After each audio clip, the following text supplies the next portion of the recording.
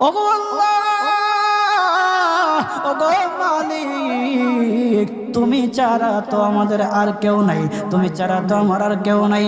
আল্লাহ গো, তুমি যদি মাফ না করো কে আমাকে মাফ করবে?